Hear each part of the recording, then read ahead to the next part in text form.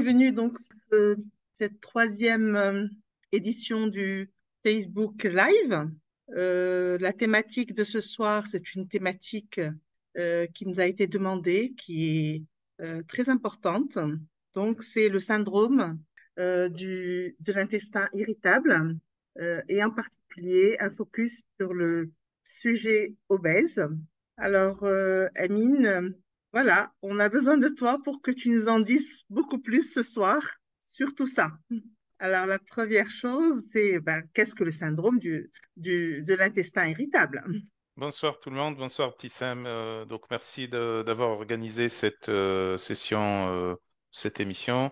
J'espère que tout le monde va bien. Donc bien entendu, oui, le syndrome de l'intestin irritable est une thématique d'actualité puisqu'on en voit de plus en plus. Oui, c'est ça. Donc c'est ça. Et donc petite définition, on dit alors du point de vue terminologique, on dit syndrome intestin irritable. On dit aussi syndrome du côlon irritable, c'est la même chose. D'accord. Et donc, ça correspond à quoi? Ben, ça correspond tout simplement à un certain nombre de troubles digestifs. Mhm, C'est des troubles digestifs classiques de type troubles du transit, également des problématiques de ballonnement, de gaz, de flatulence. Ça peut être associé aussi avec des indigestions, des douleurs également mhm. au niveau intestinal. Ça peut également en même temps, c'est pas la même chose, mais ça peut être associé avec des dyspepsies, donc des difficultés de digestion au niveau de l'estomac. Et toutes ces problématiques-là, ensemble, alors il peut y avoir aussi des troubles extra-digestifs associés. C'est pas systématique, mais il peut y avoir des troubles extra-digestifs type fatigue, malaise, mal-être, dépression, tout ça. On va D'accord. peut-être en discuter après, voir quels sont les liens dans ce sens. Mais en gros, tous ces troubles-là, euh, normalement, ils devraient avoir une explication rationnelle dans ça. Et donc, en général, d'habitude, classiquement, quand on rencontre donc un patient qui se plaint de ce type de trouble, Mhm. on va lui faire des analyses, aussi des radios, etc. Et on va essayer de voir de quoi il s'agit. Est-ce que c'est une atteinte organique déjà? Est-ce que c'est pas un problème en rapport avec le gluten, par exemple, ou Oui, certaines, voilà, l'intolérance. c'est ça. Et alors, ça peut être donc on fait toutes ces analyses et toutes ces explorations. On fait aussi des analyses d'inflammation donc Oui, voilà, coprologique, et on regarde s'il y a des marqueurs d'inflammation, comme la calprotectine, c'est le marqueur qui est le plus utilisé d'inflammation, donc au niveau de l'inflammation intestinale. oui. Et quand on trouve rien du tout et que le patient continue à se plaindre, Il à souffre ce moment, encore, c'est voilà, ça. il souffre encore. À ce moment-là, on dit, là, on a ce qu'on appelle un syndrome de l'intestin irritable. Donc, ce qu'on appelle un trouble fonctionnel de l'intestin et non pas un trouble inflammatoire. Donc, par opposition au Inflammatoire, trouble clinique. Ouais. inflammatoire, en général, quand la calprotectine, on regarde souvent sur la calprotectine, même si c'est un marqueur qui a des limites, quand c'est inférieur à 50 et qu'il y a les symptômes, le patient Mhm. décrit les symptômes, bah, à ce moment-là, on dit c'est un trouble fonctionnel, c'est pas un trouble inflammatoire. D'accord. Et voilà. Et la particularité de tout ça, c'est que c'est influencé par un certain nombre de facteurs qui peuvent être des déclencheurs ou des facteurs qui entretiennent donc cette problématique. D'accord. Ça peut être le facteur le plus connu, c'est le stress. Mhm. Hein. Et puis bon, l'axe intestin-cerveau et surtout les problèmes du côlon, les douleurs au niveau du côlon et tout ça, c'est très connu donc avec le rapport avec le stress. Euh, voilà, donc il peut y avoir aussi d'autres problématiques, certains déclencheurs qui peuvent être des aliments, par exemple, que le patient ne peut pas tolérer pour une raison ou Oui. une autre, etc. C'est aussi, ça peut avoir un rapport avec l'histamine, avec le microbiote, avec une inflammation qu'on peut pas observer, un type d'inflammation qu'on peut pas observer sur la Mais qui est là, calprotectine. mais qui est là Voilà, quand mais même. exactement, mais qui est là quand D'accord. même. Voilà, et il y a un tas de Il y a choses, plusieurs causes. voilà, oui, D'accord. qui OK. peuvent, Très ouais. bien. Alors, ce soir, en fait, on a mis le focus sur le syndrome de l'intestin irritable et l'obésité. Alors, quel est le lien entre les deux par rapport à est-ce que c'est des patients qui sont plus sujet au syndrome intestin irritable? Quel est le lien? Oui, euh, il y a bien sûr un lien évident entre le syndrome d'intestin irritable et l'obésité.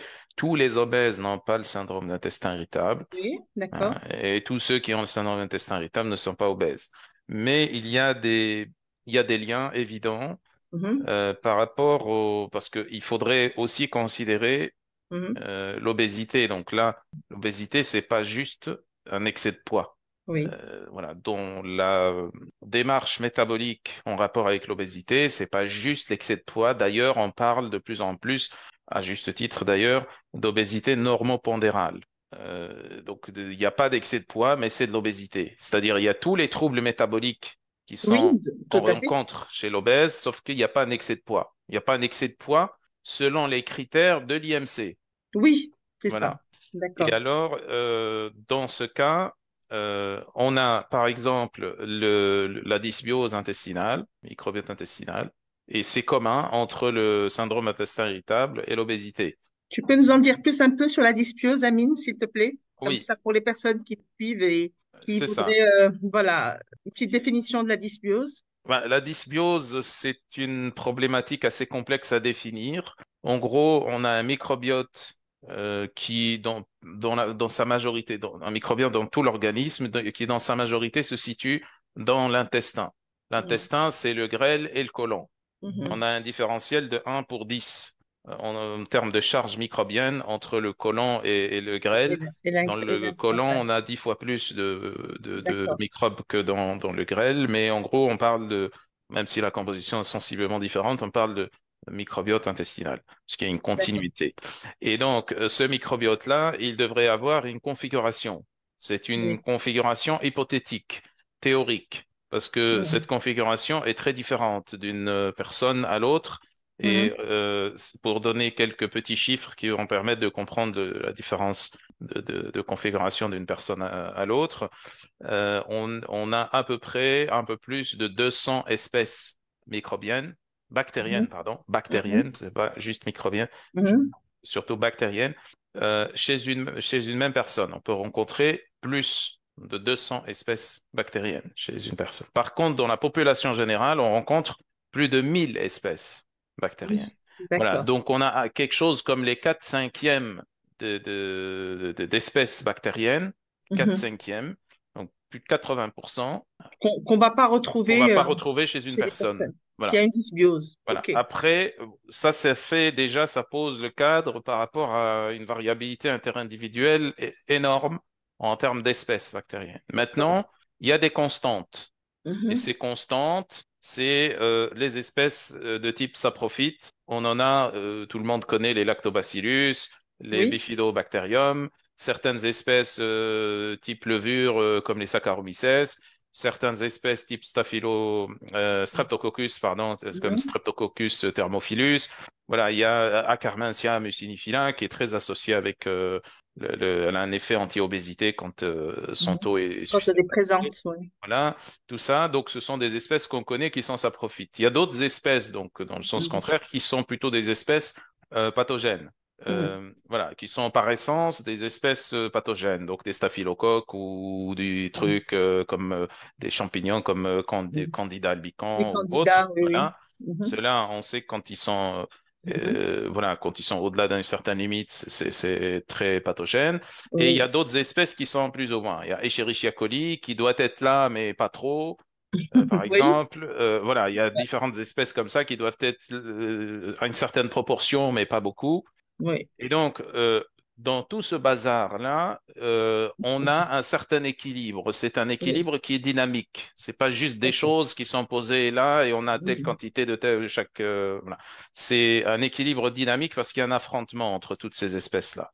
Et Oui. donc, lorsqu'il y a globalement, si on peut donner une définition, même si ça va rester très très euh, Oui, pour avoir une sommaire, image globale, voilà. oui. Qu'est-ce que c'est qu'une dysbiose intestinale ou une dysbiose de cours? C'est quand on a soit moins d'espèces saprophytes, Oui. soit trop d'espèces Pathogène. pathogènes, Mhm.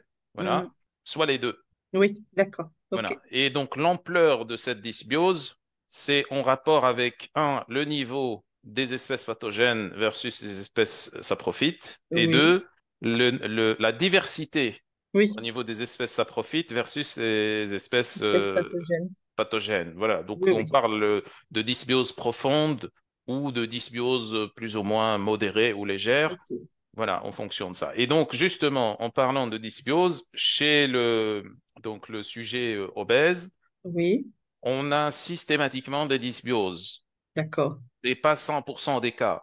C'est 99,999% Oui, des cas. Voilà. Donc, c'est à on peu y est près presque. tout le monde. Oui. On y est presque, ouais. Et donc, ces dysbioses-là vont être plus ou moins en fonction du style de vie, en fonction du Oui. type d'obésité. Le style de vie, c'est-à-dire comment s'alimente la personne, est-ce qu'elle est sédentaire, comment qu'elle est stressée, tout ça. Mhm. Et ça peut être aussi si c'est d'origine génétique, par exemple, et que la personne prend bien soin d'elle, etc., la dysbiose sera moindre. Oui, OK? d'accord. Donc, cette dysbiose-là, chez l'obèse, on l'a. Alors, dans le cas du syndrome d'intestin irritable, on a aussi toujours une dysbiose, en quelque sorte.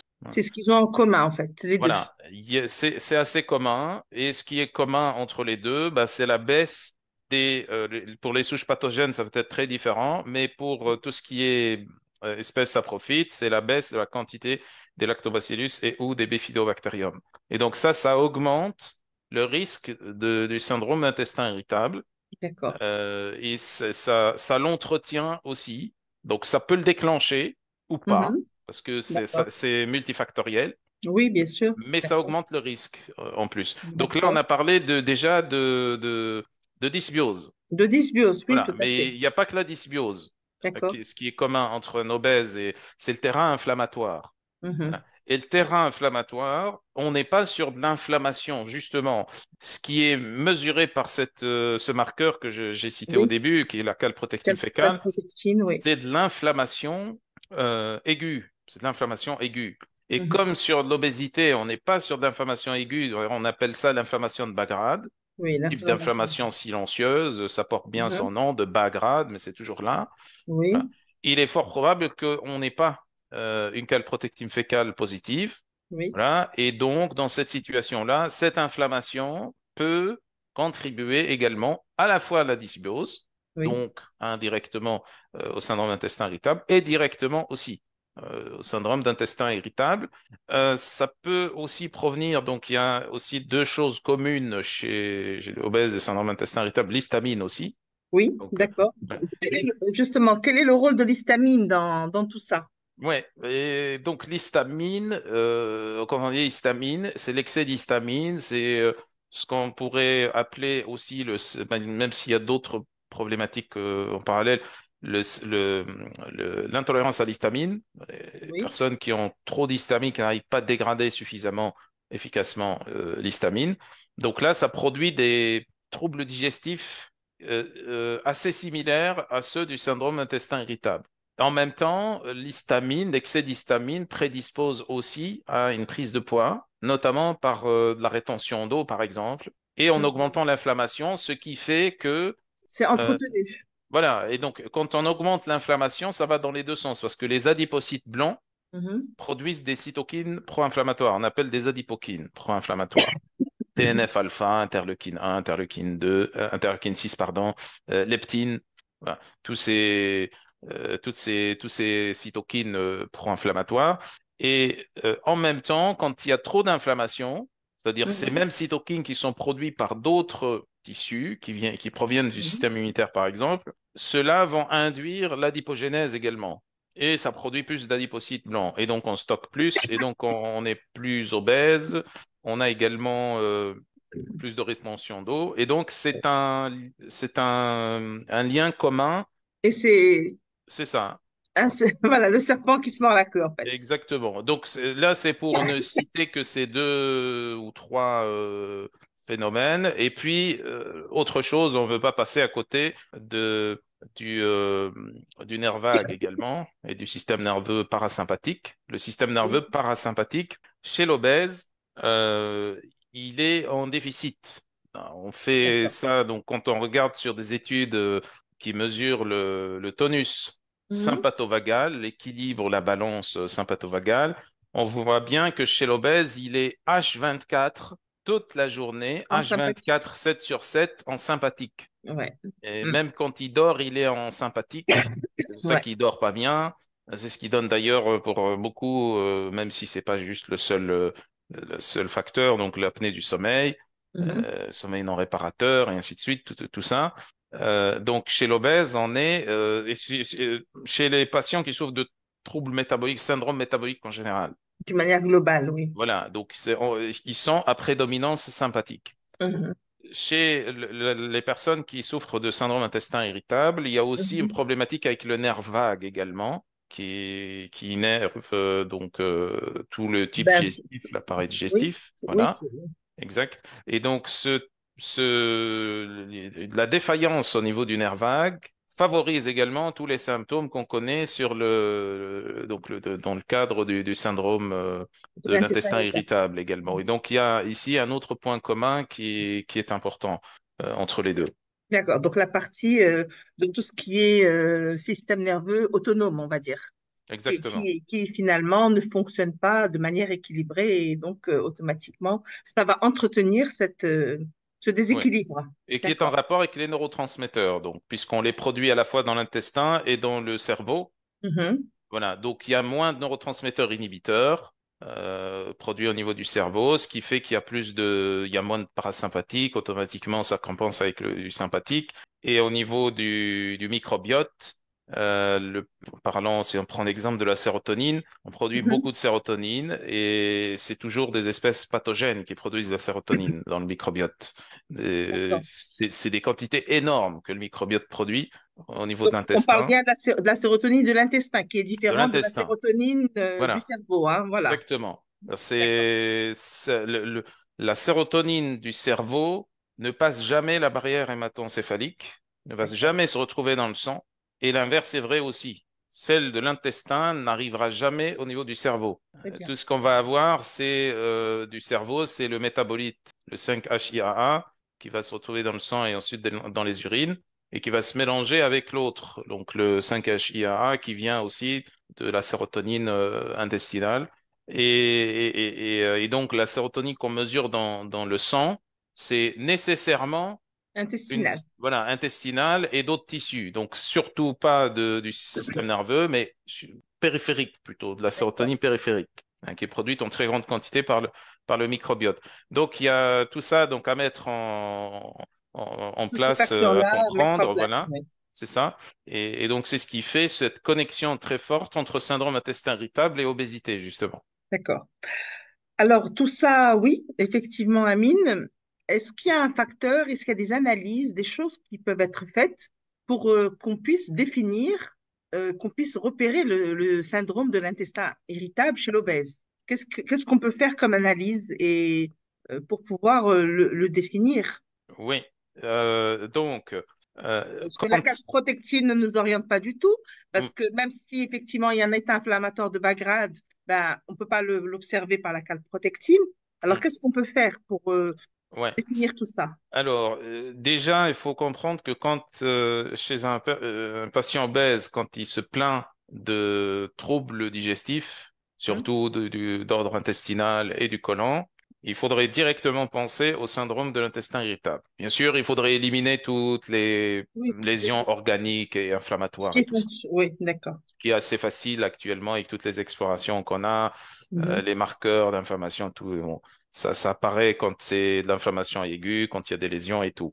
Mais mis à part ça, le Mhm. plus souvent, c'est des problématiques d'intolérance alimentaire, des problématiques de déficit du nerf vague, des problématiques d'hyperperméabilité intestinale. Ah, Oui, alors ça, c'est un point important, Amine. Est-ce oui, que tu peux nous donner la différence entre hyperperméabilité intestinale et syndrome de l'intestin irritable oui. et comment ils sont liés en fait? C'est important. Voilà, il y a donc ce qu'on appelle, alors il y a la perméabilité intestinale qui est une fonction physiologique normale, Oui. à distinguer déjà pour commencer de l'absorption intestinale. Donc on absorbe donc un nutriment ou n'importe, ça peut être un médicament, peu importe, Mhm. une molécule. Quand cette molécule, hein, ce nutriment, passe à l'intérieur de l'entérocyte. L'entérocyte, c'est toutes les cellules qui tapissent la paroi intestinale. Donc là, on est au niveau du grêle, hein. On est On bien au est, niveau on du est au grêle. niveau du grêle, D'accord. voilà. Et Oui. donc, l'entérocyte, Mhm. quand il absorbe, c'est l'entérocyte qui absorbe, c'est-à-dire c'est Oui. la cellule de la muqueuse intestinale qui va absorber. Donc, il y a une molécule qui va rentrer à l'intérieur. Et De la ensuite, cellule. voilà, à D'accord. part la partie apicale, et Oui. ensuite, il y a la partie basale qui est en contact avec la microcirculation Oui. sanguine, où là, cet entérocyte va prendre une partie de ce qui a été absorbé pour ses propres besoins et larguer le reste Au dans la niveau de la circulation. circulation. Voilà. D'accord. Oui. Il va rejoindre par la veine porte le foie et ainsi de suite. Mhm. On parle ici d'absorption intestinale. Donc, l'absorption Oui. intestinale doit nécessairement passer par l'entérocyte. Très bien. La perméabilité intestinale, qui est une autre fonction physiologique de l'intestin qui est tout à fait normale, c'est le passage entre les entérocytes. Oui. Donc, il y a des entérocytes comme ça qui sont juxtaposés et entre eux, il y a des espaces et Des, ça s'appelle les jonctions serrées. oui, des petites jonctions entre C'est les ça. deux. D'accord. Exact. OK. Et donc, il y a des systèmes protéiques très complexes qui ferment ces jonctions, des Oui. sortes de gros cadenas. Mhm. Hein. D'accord. Et on a des moments au cours de la journée qui font que certaines de ces jonctions s'ouvrent, alors, notamment Oui. au cours des repas.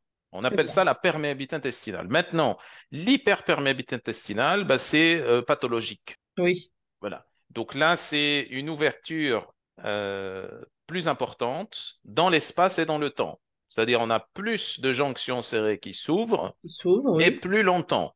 On a moins de cadenas, en fait. Voilà. Alors, il y a cette situation-là. Mhm. Voilà. Et puis, alors, il y a des médicaments qui peuvent augmenter la perméabilité intestinale. Il y Oui. a même des nutriments. On a, par Mhm. exemple, la caséine alpha-1 du lait de vache un certain fragment de cette caséine qui peuvent faire cette ouverture et la rendre plus durable. Le gluten aussi fait ça, mais en excès, bien sûr, tout ça. Et Oui. puis, il y a aussi ce qu'on appelle le syndrome d'intestin perméable. Syndrome D'accord. d'intestin perméable, c'est en fait une destruction d'une partie plus ou moins importante des jonctions serrées. C'est-à-dire les Mhm. protéines qui ferment les jonctions serrées sont détruites et donc on a un passage de tout ce qu'il y a dans l'intestin, dans la lumière intestinale, en permanence à l'intérieur. Il n'y a plus de tri, en fait. Voilà. Et donc là, ça produit de l'inflammation intestinale. Ça produit beaucoup d'inflammation puisque, pour rappel, les 4/5 du système immunitaire dans sa totalité se trouvent dans le dernier tiers du grêle. Ah oui, c'est 4/5, important, ça. c'est plus de 80%. Donc, quand il y a de Mhm. l'inflammation dans l'intestin, il y a de l'inflammation partout. Mhm. Voilà. Donc, le syndrome de l'intestin irritable, en fait, c'est un trouble qui peut inclure un problème d'hyperperméabilité. D'accord. Pas toujours. Pas toujours, mais Oui. qui peut inclure ce problème d'hyperperméabilité. Et le syndrome de l'intestin perméable Mhm. peut favoriser toute la symptomatologie qu'on a dans le syndrome de l'intestin irritable. Irritable. Voilà. Mais ce D'accord. ne sont pas la même chose, c'est différent. C'est deux choses différentes. D'accord. Voilà. Donc, le syndrome d'intestin perméable, c'est vraiment une hyperperméabilité très avancée et une vraie destruction de la muqueuse intestinale. Donc, maintenant, pour revenir aux marqueurs et comment on sait, déjà, au-delà des marqueurs, quand le patient se plaint de troubles digestifs, l'obèse se plaint de Mhm. troubles digestifs et qu'on ne trouve pas Des de problèmes. problèmes organiques Oui. ou inflammatoires avec la calprotectine notamment, là, c'est d'emblée syndrome d'intestin irritable. C'est bon, c'est Oui. systématique. D'accord. Maintenant, il y a certains marqueurs qu'on pourrait explorer Mhm. qui vont nous permettre de comprendre les facteurs qui influencent cette problématique chez ce patient, Oui. précisément, et également qui vont nous permettre de comprendre l'étendue de la problématique. Oui, où Est-ce est-ce qu'on en que, est? voilà, par exemple, est-ce que c'est juste un problème de stress? Mhm. Auquel cas, essayant de rééquilibrer les neurotransmetteurs et en gérant le stress, le Mhm. problème de syndrome intestin irritable disparaît. D'accord. Est-ce que c'est stress avec d'autres choses? Est-ce Mhm. qu'il n'y a pas un problème de stress, mais il y a peut-être déséquilibre du microbiote avec l'hyperperméabilité, par exemple? Est-ce qu'il n'y aurait pas aussi avec ça l'histamine? Donc, les explorations dont je Mhm. vais détailler maintenant, ces explorations-là vont permettre de comprendre l'étendue du problème. Oui, et à quel niveau agir en fait? Exactement. Et donc, en considérant toutes ces problématiques-là, pour l'histamine, bah, il faudrait mesurer le niveau d'histamine déjà et le niveau de DAO. C'est des analyses fonctionnelles. Mhm. Ah, l'histamine, on peut la mesurer dans le sang en général, ça se trouve plus ou moins dans différents laboratoires, mais le fait ici, il faudrait la mesurer dans les matières fécales. La DAO également est intéressante aussi à Donc la mesurer. DAO, c'est C'est quoi? l'enzyme qui dégrade l'histamine, la D'accord, diaminoxydase. la diaminoxydase, Voilà, oui. qui peut être déficitaire pour différentes causes, manque de cofacteurs ou des causes génétiques ou plein d'autres causes, ou avoir D'accord. des inhibiteurs aussi de la DAO. Euh, et donc, sinon, pour tout ce qui est intestin, sphère intestinale, on a un bilan coprologique. Mhm. Ce bilan coprologique va comporter Il y a le l'exploration. microbiote, oui. Voilà, il y a le microbiote, par exemple, Mhm. qui peut être analysé de deux façons. Donc, l'analyse métagénomique, ça c'est une analyse sur matière fécale où on va déterminer sur base du génome bactérien, microbien, les différentes espèces. Alors, c'est Mhm. pas la totalité des espèces qu'on détermine là-dedans, mais Mhm. ceux qui sont les plus importantes, Oui, voilà, soit pathogènes ou ça profite. pour voir le déséquilibre, où est-ce qu'il se situe en fait. C'est ça. Ou alors, on peut avoir des métabolites urinaires également, de bactéries, de champignons, de levures, etc. Parce que tous ces micro-organismes vont produire des toxines, des métabolites qui vont passer dans le sang, être absorbés, qui vont passer dans le sang et qui vont ensuite être éliminés dans les urines. Et donc, on trouve ça aussi On dans va les les urines. Donc, retrouver. voilà, Oui. c'est équivalent. Bon, c'est pas exactement la même chose, mais ça apporte des informations qui peuvent être Mhm. parfois complémentaires.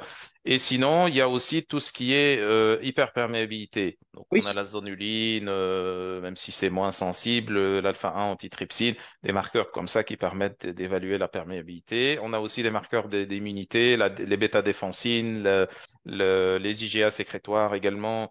Voilà. Il y a un ensemble de marqueurs qui permettent d'évaluer un peu la fonction intestinale dans sa globalité. Oui. Voilà, et de dire, OK, qu'est-ce qui se passe maintenant au niveau de l'intestin? Il y a toutes les analyses des intolérances alimentaires. En Mhm. général, ces analyses, bah, ça dépend, ça peut être des faux positifs. Oui. Voilà, après, ça Et peut des être faux aussi des faux négatifs négatifs aussi. Oui. également.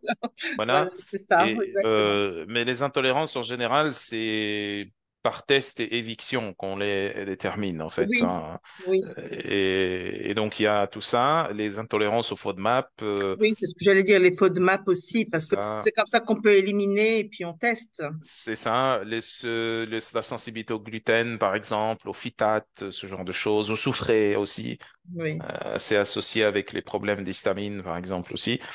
Donc il y a tout ça, et puis on peut aussi avoir une idée, ça se mesure cliniquement tout ça, sur les neurotransmetteurs Mhm. et les différents déficits. Parce qu'on dit, OK, on dit, il y a une défaillance du parasympathique, Mhm. mais où? Est-ce que c'est le GABA? Est-ce que c'est les indolamines? Est-ce que Mhm. c'est la taurine qui manque? C'est tout ça? Est-ce que c'est le magnésium? Un problème de magnésium? Tout ça? Donc, s'il y a des tableaux cliniques qui permettent de déterminer quel type de neurotransmetteur qui manque, euh, ou autre. Et alors, on peut avoir aussi des mesures plus globales. Oui. Ces mesures plus globales, ça se fait par notamment la variabilité de la fréquence cardiaque, où là, on peut avoir, avec l'analyse spectrale, on peut avoir la balance sympathovagale, et là, on Oui. doit être entre 0,5 et 2 en termes d'équilibre. Si on est Mhm. au-delà de 2, ça veut dire qu'on a une prédominance sympathique. Sympathique. Voilà, D'accord. plus on va plus loin que 2, c'est-à-dire 2, 3, 4, Oui, c'est 10, ça. 15, 20, plus Mhm. on a une prédominance sympathique, un effondrement Du parasympathique. Ça peut être parasympathique. bien. Ça peut être bien pour évaluer donc l'équilibre sympathovagal. Donc, en fait, tous les moyens sont bons pour déterminer la complexité du problème et qu'est-ce qui produit Où est-ce réellement. qu'on peut agir aussi, Voilà, à quel exactement. endroit on peut intervenir Tout à euh, fait. pour pouvoir équilibrer un peu et que la personne puisse trouver en fait une vie normale parce que c'est Exactement. quelque chose qui peut être très enfin handicapant, hein, donc c'est pas évident. Oui.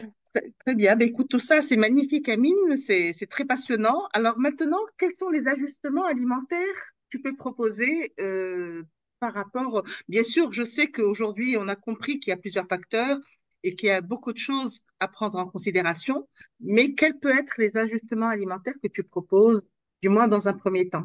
Les ajustements alimentaires doivent être déjà calés sur ce que mange déjà le patient, Mhm. sur les problématiques donc d'intolérance alimentaire qu'il peut présenter. Donc, on a parlé des FODMAP, ces sucres qui peuvent présenter des intolérances chez certaines personnes par Mhm. déficit enzymatique, par exemple, ou par excès même de ces aliments.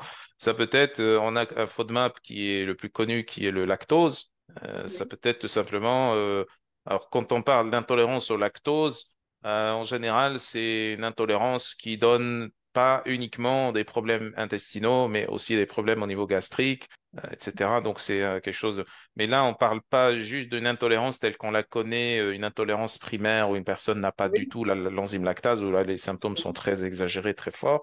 On parle d'une intolérance qui est produite par un déficit faible, voire modéré en lactase, voire D'accord. même une modification du microbiote, parce que le microbiote participe aussi à la dégradation du lactose. Il y a certaines bactéries qui ont leur D'accord. propre lactase. Donc, s'il y a une dysbiose, effectivement, il peut avoir que Voilà. la- Oui. l'intervention à ce moment-là C'est est ça. correcte.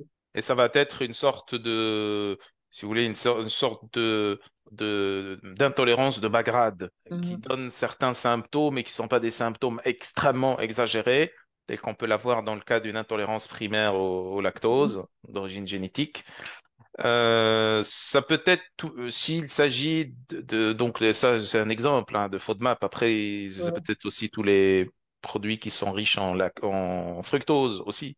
Les Mhm. fructanes, les fructooligosaccharides, le fructose lui-même, Bah, qui entretenir la dysbiose, ça peut entretenir une dysbiose, par exemple. ça peut entretenir une dysbiose et ça peut aussi provoquer des symptômes d'intolérance qui sont en fait ces mêmes symptômes du syndrome de l'intestin irritable, où ça peut D'accord. entretenir ou exacerber ces symptômes. D'accord. Euh, un exemple, quelqu'un qui a le syndrome d'intestin irritable à cause du stress, hein, il va avoir de ces symptômes-là qui vont s'exacerber dans les situations de stress. Ensuite, ça diminue, mais il y a toujours une trame de fond par rapport à ces symptômes. Mhm. Et quand il mange, par exemple, un fruit qui est très riche en fructose, des dattes, par exemple, ou autres, ça provoque la même réaction que quand il est stressé, quand il est dans une situation de stress. Oui.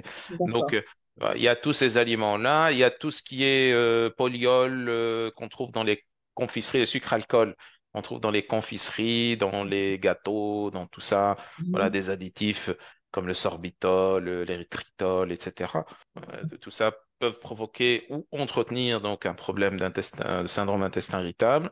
Et alors, ça peut être aussi le problème de l'histamine. Mhm. Et là, justement, on va parler, donc peut-être qu'on en parlera vers la fin, on va parler justement de l'histamine et de son Oui. rôle C'est un également. grand sujet, l'histamine. C'est ça? Et il est de plus en plus d'actualité ces derniers temps, hein. Exactement. Et là, ça va être abordé notamment dans le prochain congrès, Oui, le deuxième, oui. c'est Le ça? deuxième congrès de micronutrition. On a hâte d'y être. Exactement. Et Ouais. c'est qui sera sur Casablanca comme la dernière fois, hein. C'était Oui, en comme la hybride, dernière fois, le en 27 et ligne, en 28 avril. présentiel. Tout à fait, en ligne et Voilà. en présentiel. Et on a, entre autres, ben, Lucie Wetchenko va intervenir à ce moment-là Exactement. sur l'histamine. Puis on aura la présence professeur Oui, Castronovo, docteur Résimon aussi, qui va... et puis la thématique, ça sera la diabésité avec le syndrome métabolique. Et c'est une oui, formation. C'est un sujet passionnant. Donc là, on a un petit peu un avant-goût par rapport au syndrome d'intestin irritable oui. de comment les choses peuvent se manifester, comment on peut intervenir. Exactement. Donc, au cours de ce congrès, donc on va parler justement de tout ça. Et donc, par rapport à l'histamine, donc il y a ce qu'on appelle les aliments histaminogènes, les aliments riches en histamine. On Oui, trouve souvent dans tout ce qui est fermenté, tous les aliments fermentés ou lactofermentés contiennent de l'histamine, puisque en général, on a toujours des bactéries qui ont cette histidine décarboxylase, qui vont décarboxyler l'histidine en histamine, produire de l'histamine. Euh, et donc, on trouve aussi dans le poisson également beaucoup de... Parce que le poisson est très riche en histidine. Et donc, tout ce qui n'est pas frais, en général, tous les D'accord. aliments qui ne sont pas frais et qui sont fermentés aussi, peuvent Mhm. contenir beaucoup de d'histamine. Les conserves en général, alors. Ouais. Et Mhm. ça peut être aussi, exactement, ça peut être aussi le microbiote lui-même, la dysbiose, hein, qui fait que c'est une dysbiose qui a une certaine configuration, qui contient un certain nombre d'espèces qui expriment cette enzyme histidine décarboxylase. Et donc, Mhm. ce qui fait que même si on mange des aliments frais, plus ou moins frais, ça peut produire aussi de l'histamine dans l'intestin. D'accord. Donc, ça peut être tout ça aussi. Donc, en fonction de la problématique qu'on a constatée, à Mhm. ce moment-là, on s'arrange pour, du moins dans le premier temps, éliminer Oui, euh, éliminer certains aliments. certains aliments. Donc, ça peut être les FODMAP, ça peut être même le gluten, parce Oui, que c'est pas la maladie cœliaque ici, c'est plutôt la sensibilité au gluten qui oui. peut être en cause. Ça peut être donc les produits laitiers, ça peut être donc tout ce qui contient de l'histamine, ça peut être les Vitamines. soufrés, les aliments qui contiennent du Mhm. soufre. Voilà, donc tous ces aliments, ça ne veut pas dire que chez une même personne, on va éliminer tout d'un coup, Oui, d'accord. hein, parce qu'il ne restera plus rien à manger à un moment Oui, donné. c'est ça. Et par contre, d'où l'intérêt et l'importance, comme je disais tout à l'heure, de faire un screening complet Oui. pour évaluer un peu l'étendue de la problématique et pouvoir cibler. Là, on va Mhm. agir au niveau alimentaire.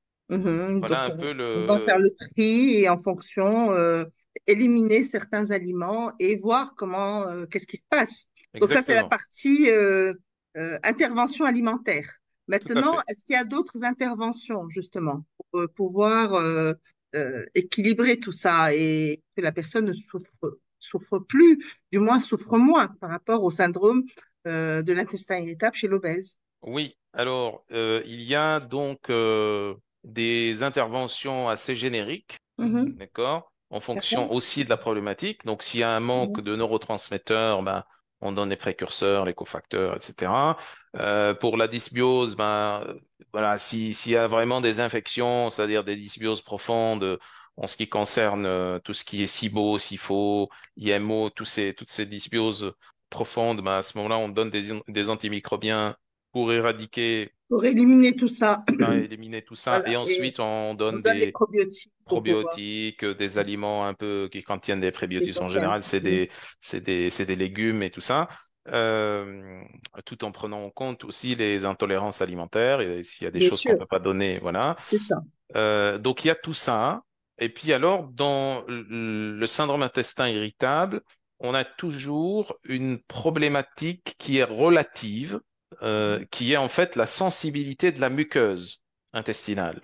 Alors, Mhm. ça, c'est une problématique relative. On a toujours ce problème, mais Mhm. ça peut être un problème qui est très avancé ou léger, ou plus En ou moins. fonction des personnes. Voilà. Et donc, chez l'obèse, justement, en général, on a un manque de régénération de la muqueuse intestinale, ce qui donne une sensibilité, une hypersensibilité de la Mhm. muqueuse. C'est ce qui explique en partie, du moins, c'est d'autres facteurs, mais ça, c'est un facteur important, ce qui explique les douleurs. Les douleurs peuvent Mhm. provenir des gaz, des ballonnements, tout ça, l'accumulation des gaz dans l'intestin, mais ça peut provenir aussi de la sensibilité, de De cette l'hypersensibilité de la sensibilité muqueuse. qui est Voilà. exacerbée. D'accord. Exactement. Donc, quand on a des composants comme des FODMAP, par exemple, qui s'accumulent dans l'intestin, ils peuvent irriter l'intestin, la muqueuse intestin, et ça peut produire donc toutes ces problématiques-là du trouble du transit et des douleurs au niveau intestinal, en rapport aussi avec le déficit du parasympathique et tout ça. Donc, ça peut exagérer donc la nociception au niveau intestinal. Et donc, ici, c'est une intervention importante à faire, c'est Mhm. d'améliorer la qualité de la muqueuse intestinale et la régénération de la muqueuse intestinale. On a là, par D'accord. exemple, des composants intéressants comme certains acides aminés, ornithine, arginine, tout ça. Et Oui. on a également le zincarnosine qui est excellent pour régénérer la muqueuse. Zincarnosine, Le zincarnosine. D'accord. oui, le zincarnosine ça a un rôle majeur pour régénérer toute la muqueuse digestive, pas uniquement les intestins, mais aussi au niveau de l'estomac, tout. Donc, Euh, ça peut être conseillé justement pour les personnes qui ont des douleurs. oui, oui, oui, c'est le zinc carnosé, en tout cas des patients qui ont une muqueuse intestinale hypersensible et qui Mhm. se régénèrent moins. Et qui euh, se manifestent des douleurs c'est intestinales ça. dues au syndrome intestin irritable. Exactement. Et donc là, en général, comment on évalue cette problématique donc de l'hypersensibilité de la muqueuse intestinale? Mhm. On l'évalue par tout ce qu'on a vu et surtout, à travers donc les marqueurs de la perméabilité intestinale. On juge en fait que plus il y a de perméabilité intestinale et Plus la plus la muqueuse est muqueuse sensible. est sensible Voilà. et Après, détériorée, on va dire, oui. exactement. On peut avoir une hypersensibilité, une hyperperméabilité plutôt euh, qui est, qui est plutôt due à une ouverture des jonctions serrées qui soit due à certains composants comme on a cité, donc au niveau alimentaire ou Mhm. médicamenteux. Mais le plus souvent, l'hyperperméabilité est due à une destruction, une dégradation, à une mauvaise régénération de la muqueuse intestinale. Et D'accord. même si, par exemple, quelqu'un qui prend un médicament très régulièrement, par exemple certains antibiotiques, tous les anti-inflammatoires non Mhm. stéroïdiens, par exemple, tout ça, qui les prend sur une base régulière. OK, au départ, les jonctions serrées sont ouvertes, Mhm. mais par augmentation de l'inflammation, parce que ce qui va faire face à tout ce qui rentre à travers les Oui, jonctions c'est serrées, c'est le l'inflammation système immunitaire, donc l'inflammation. qui va réagir. Voilà. À cause de cette inflammation, il va y avoir une plus grande destruction de la muqueuse intestinale et donc un manque de régénération. Si pour la même capacité de régénération, on a plus d'inflammation, plus de destruction, on va avoir moins de qualité de la muqueuse intestinale. Et donc c'est à travers ça qu'on observe s'il y a une hypersensibilité plus ou moins au niveau de la muqueuse intestinale et qu'on doit à ce moment-là régénérer l'intestin. Alors il y a ça et donc on avait parlé tout à l'heure de tout ce qui concerne le système nerveux autonome Oui, et l'équilibre au niveau de la balance sympatho-vagale. Donc là aussi, il faudrait équilibrer les neurotransmetteurs et il faudrait aussi avoir tout ce qui, enfin, c'est des pratiques de gestion du stress, tout ce du qui peut aider. stress, tout à fait, Voilà, oui. il y a tout ce qui est méditation, tout ce qui est relaxation, euh, tout ce qui est cohérence cardiaque, Oui, etc.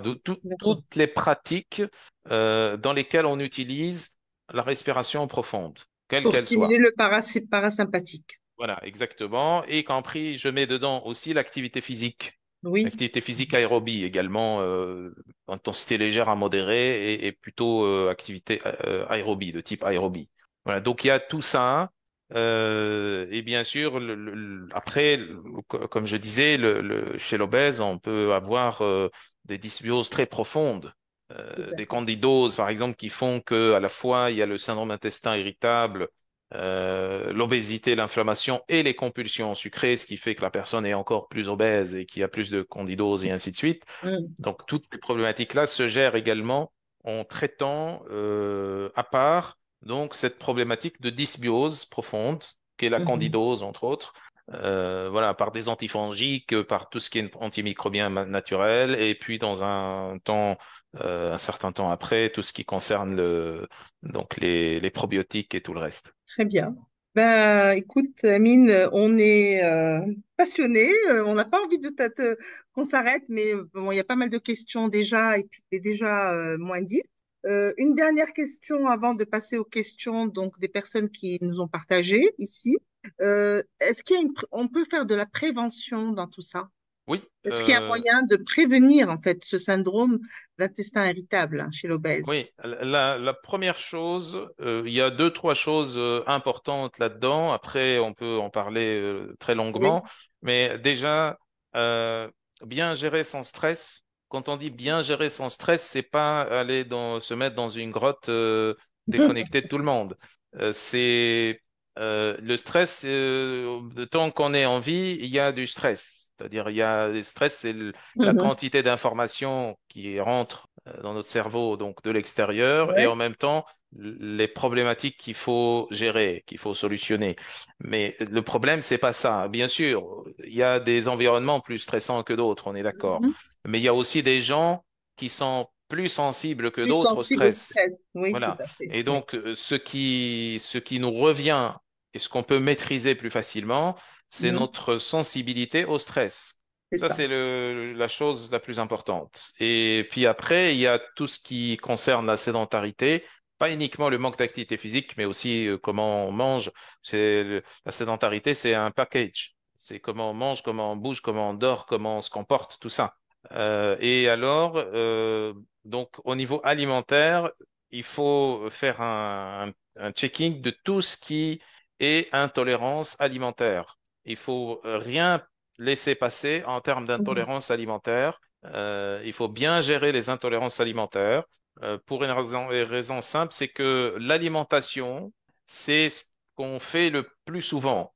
Mhm. C'est-à-dire, on mange plusieurs fois par jour Oui, et tout le temps, sans arrêt. Donc, même si c'est une toute petite intolérance, avec le temps, ça devient une très grosse ça intolérance. s'installe, oui. Exactement. Et donc tout ça va avoir un impact sur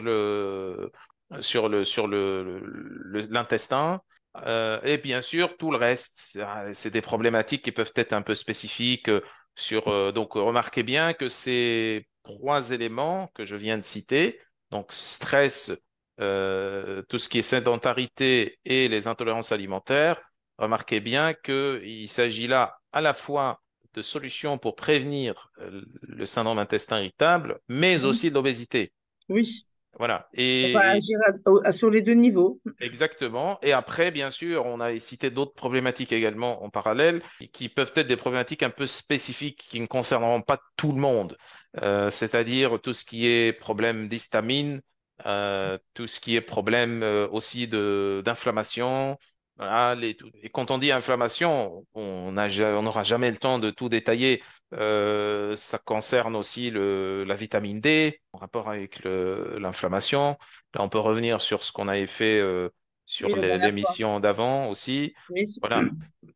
Donc, toutes ces choses-là, mises ensemble, vont faire que il n'y ait pas de syndrome d'intestin irritable ou, que les personnes soient dans la prévention. voilà, ou qui ait beaucoup moins de risques. Après, s'il y a des anomalies génétiques, par exemple, encore une fois, on peut encore élargir le truc sur le FUT2, par exemple, c'est des personnes qui sécrètent moins de mucus, en tout cas, c'est sécrètent du mucus de moindre qualité.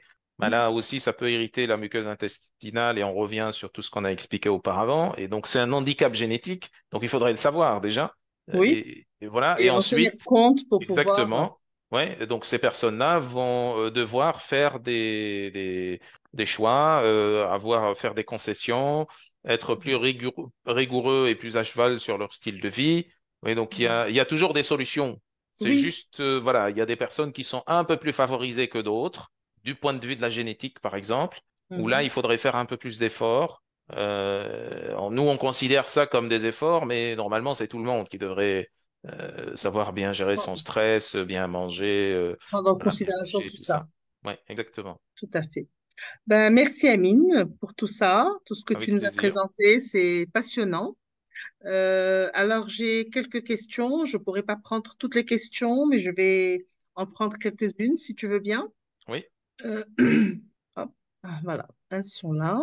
Alors peut-être pour celles et ceux qui sont intéressés par le congrès, tu peux nous en dire un peu plus, Amine, le temps que je oui, prépare les questions. oui. Donc, il s'agit, comme vous le voyez ici, de la deuxième édition du Congrès international des sciences de la nutrition.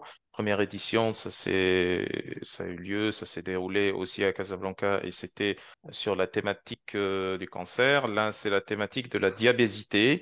On va parler donc de cette thématique de diabésité du point de vue intégratif où on va avoir différentes approches, différents intervenants. On a entre autres alors, vous pouvez aller déjà sur le site icns.ma, icns.ma, où vous allez trouver déjà un certain nombre d'informations sur les intervenants. On a professeur Castronovo, on a docteur Stéphane Rézimand, docteur Lucie Wetchoko, on a également d'autres spécialistes. Moi-même, j'interviens également. Et puis, on a à peu près une quinzaine d'intervenants au cours de ce congrès. Et donc, toujours dans la même logique, c'est tout simplement de présenter une problématique complexe telle que la diabésité sur différents plans et montrer qu'on peut avoir différentes approches qui peuvent être complémentaires et que la prise en charge est nécessairement euh, pluridisciplinaire, voire transdisciplinaire. Voilà, donc c'est une formation, comme c'est le cas de tout ce qu'on fait d'habitude. Donc c'est une formation certifiante. Ok. On va voir aussi Thierry Hertog. Tiens, je l'ai oublié. Voilà, donc c'est une formation qui est organisée par la Société marocaine de micronutrition et de nutrigénétique appliquée et donc qui se déroulera le 27 et 28 avril prochain.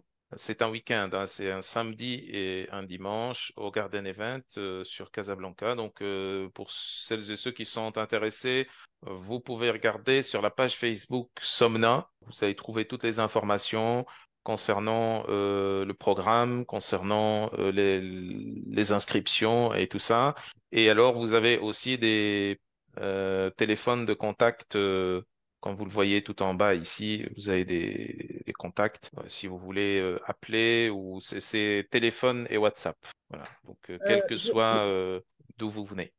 ouais, je voudrais rajouter il y aura un tarif spécial, donc qui sera valable, on appelle le tarif Early Bird, donc une inscription un peu à l'avance, qui sera valable ben, jusqu'au 1er mars, qui permettrait, donc ça vous pouvez me le demander, il y aura un code promo, ça sera ICNS 2024, qui permettrait d'avoir un tarif particulier pour les personnes qui s'inscrivent à l'avance. Voilà. Donc, Amine, donc j'ai quelques questions pour toi. Donc, est-ce que les protéines de jonction intestinale détruites peuvent se régénérer si on corrige la dysbiose? Voilà. Oui, parce que c'est des protéines et donc il y a des gènes qui codent pour toutes ces protéines-là. Mhm. Et bien sûr, ça se régénère. C'est juste que quand on est dans l'intestin et quand il y a trop d'inflammation c'est partout, tout le temps, Oui. quand il y a trop de toxines bactériennes, microbiennes, eh ben ça, on a un turnover au niveau de ces protéines, c'est-à-dire il y a Mhm. plus de destruction que de régénération. Donc, il y aura toujours un manque au niveau de ces protéines. Mais ça se corrige très bien, oui, bien entendu. C'est heureusement. D'accord. Alors, une autre question, c'est concernant la glutamine. Bon, je crois que c'est un sujet assez long, mais si tu peux nous en dire un petit mot par rapport à la glutamine et l'hyperperméabilité. Oui, la glutamine régénère très très bien les intestins, diminue l'hyperperméabilité, mais Après, il y a différentes. ça coûte cher. Ça coûte cher pas en termes de prix, mais en termes de risque de cancer. C'est ça, oui. Entre autres cancer colorectal surtout.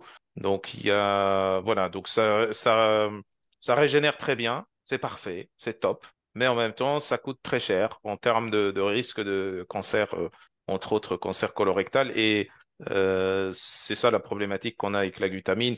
Il y a des tonnes et des tonnes d'études sur ça, malgré qu'il y a des études cliniques qui montrent que ça fonctionne bien, etc. Mais ces études cliniques, c'est sur des courtes périodes en général. Voilà, donc ça dépend maintenant. S'il y a d'autres questions par rapport à ça, on pourrait en discuter parce que c'est un sujet qui est assez polémique et assez Oui, long à voilà, développer. c'est ça. On me demande ici la posologie de la carnosine, de zinc carnosine. Ah, en général, ici, j'évite de donner des posologies, mais Oui, c'est c'est vrai, voilà, oui, oui, parce oui, que parce qu'on est en live, oui, voilà, oui, on est ok. en live. Voilà, il y a du grand public ici. La posologie, contactez votre médecin traitant, votre nutritionniste, micronutritionniste, votre thérapeute. Il vous donnera la posologie qu'il faut. Ou alors, si vous avez fait nos formations ou même des formations ailleurs, vous connaissez déjà la posologie. Et le curcuma pour gérer l'inflammation, est-ce que c'est bon? Bien sûr, c'est un anti-inflammatoire majeur, naturel, donc c'est très bien, oui. Cumin, la boswellia, oui. D'accord. Bon, après, les taux de graisse viscérale, est-ce que ça peut aggraver la dysbiose? Oui, il y a toujours plus d'inflammation avec la graisse viscérale, avec l'excès de graisse viscérale. Et donc, oui, à Mhm. distinguer de la graisse abdominale. La graisse abdominale inclut dedans la graisse viscérale. La graisse abdominale, ça peut être la quantité de graisse qu'on a sur l'hypoderme de l'abdomen, ce qui est différent de la graisse viscérale qui, elle, est une graisse qui est autour des organes de l'abdomen et entre les organes de l'abdomen. Euh, donc, c'est deux choses un peu différentes. Donc, la graisse viscérale et encore pire que la graisse abdominale. Et oui, ça augmente l'inflammation. Et en augmentant l'inflammation, bah, ça augmente tout le reste. Ça fait toute la cascade à la fois d'obésité, ça peut être aussi d'obésité normopondérale, hein, et aussi donc tout ce qui est dysbiose et tout ce qui est syndrome intestin irritable. D'accord. Je crois que je vais prendre la dernière question ici. C'est par rapport aux aliments lactofermentés, parce que c'est vrai que bon, on dit que c'est bien pour la santé. Oui, mais bon, après, par rapport à ce que tu as dit, si tu peux repréciser tout ce qui est aliments fermentés pour les personnes Oui, qui ont un problème, justement, parce qu'on dit que bah, les aliments lactofermentés peuvent équilibrer la dysbiose. Après, tu as oui. parlé d'intolérance, donc si tu peux L'intolérance à préciser. l'histamine, oui. C'est Bah, ça, les voilà. aliments fermentés contiennent de l'histamine. Ça, c'est normal. Voilà. Donc, quelqu'un qui est intolérant à l'histamine, c'est une situation bien spécifique où il faudrait faire attention à tous ces aliments, du moins au début. Mhm. Quand on gère bien l'histamine, quand on régule bien son niveau d'histamine, à ce moment-là, on peut utiliser ces aliments lactofermentés qui sont très bien, en général, sont très bien. Alors, il peut y avoir aussi des dysbioses très profondes qui peuvent être aggravées par certains des aliments lactofermentés. Aussi, ça, il faudrait être. Et ça dépend donc des aliments lactofermentés. Ça dépend, ça peut être, si on parle ici des produits laitiers, type fromage, par exemple, fermenté avec des levures. Ah, là, ça peut être un peu compliqué. Des champignons, des levures. Ça peut être un peu compliqué dans beaucoup de cas, par exemple, de dysbiose type fongique, par exemple. Donc, oui, les aliments lactofermentés, en général, quels qu'ils soient, sont bons pour la santé. Ça équilibre le Mhm. microbiote. Mais il y a des Mhm. situations spécifiques où, Oui, il faut sur une éviter. certaine période, avant de gérer, bien gérer avoir géré bien la dysbiose ou l'histamine, à ce moment-là, il faudrait les éviter. Très bien. Est-ce il peut y avoir un lien entre stress, sclérose en plaques et MIS-C et prise de poids depuis ce syndrome? Oui, il y a toujours un lien là-dessus. Après, on peut pas dire tel problème provoque tel autre problème.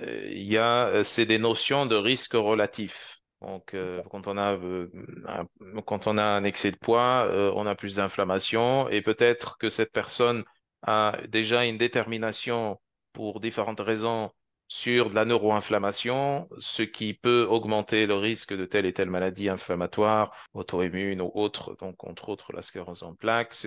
Donc c'est des boucles métaboliques. Ça peut se réaliser chez certains, ça peut ne pas se réaliser chez d'autres, ça dépend. Ça dépend des vulnérabilités de la personne. Très bien. Ben, je crois qu'on va arrêter là, Amine. Je remercie toutes les personnes qui nous ont suivis. Donc, on a posé la question, est-ce qu'on aura l'enregistrement? Normalement, vous allez recevoir un email avec l'enregistrement de cette conférence et vous pouvez aussi la revoir sur la page Facebook. Et on se dit donc à très bientôt pour notre émission mensuelle. Donc, ça sera au mois de février. Puis, on va vous proposer aussi d'autres conférences sur des thèmes spécifiques. Donc, restez avec nous. Il y a pas mal de surprises qui sont prévues. Voilà. Et surtout que ben, là, on prépare donc ce congrès qui est juste extraordinaire avec des intervenants remarquables. Donc, on a hâte de vous voir en présentiel ou en distanciel, donc avec nous. Donc, très belle soirée à tous et à toutes et bonne soirée Amine et à bientôt. Merci, très belle soirée à toi et à tout le monde. Merci, à bientôt. Au Merci. revoir.